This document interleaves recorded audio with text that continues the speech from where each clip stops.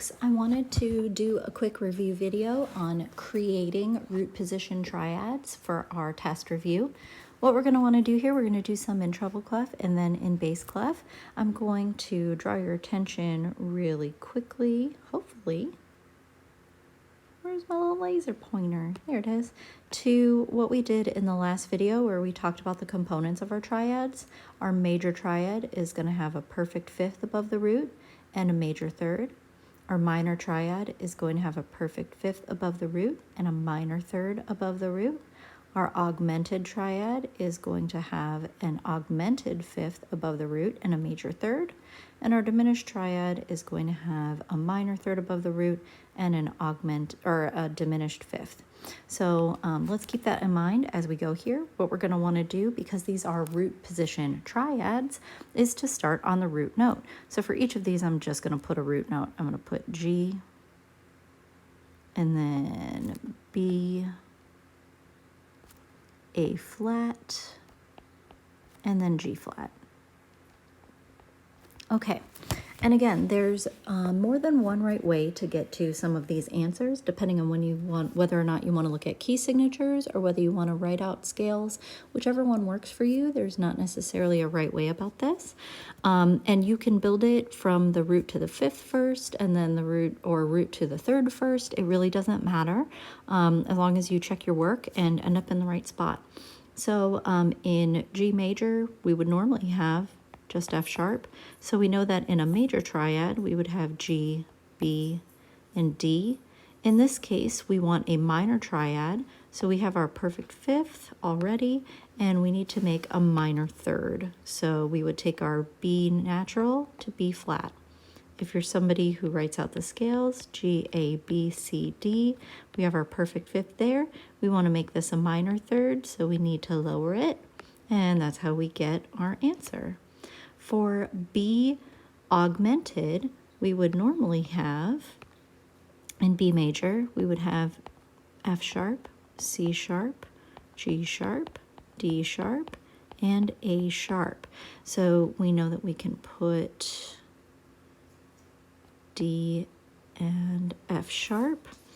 We know that we're going to have a D sharp because we need a major third, and then we need an F sharp normally. F sharp is normally our perfect fifth, but we need an augmented fifth. So we're going to actually need an F double sharp to make an augmented fifth. Okay, so that's how we would make our B augmented. Then we have A flat diminished. In A flat, we would normally have B flat, E flat, A flat, and D flat. We can write our C. And normally, we would want an E flat. So A, C, A, B flat, C, D flat, and E flat. So we need a diminished fifth, which means we need E double flat, and we need a minor third, which means we need C flat.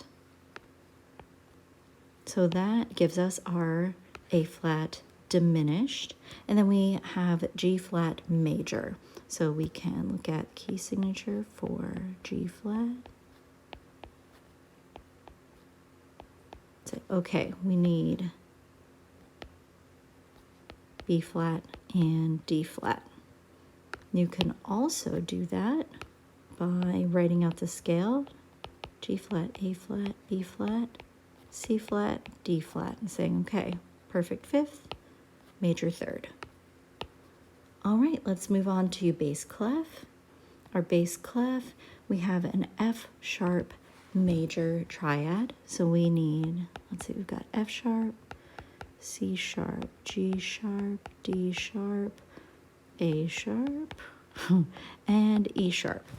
Okay, so we've got oh, we're not in treble clef, friend. We've got F sharp.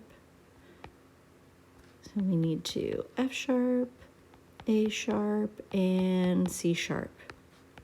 You could also do that by writing out parts of the scale, F sharp, G sharp, A sharp, E, and C sharp, right?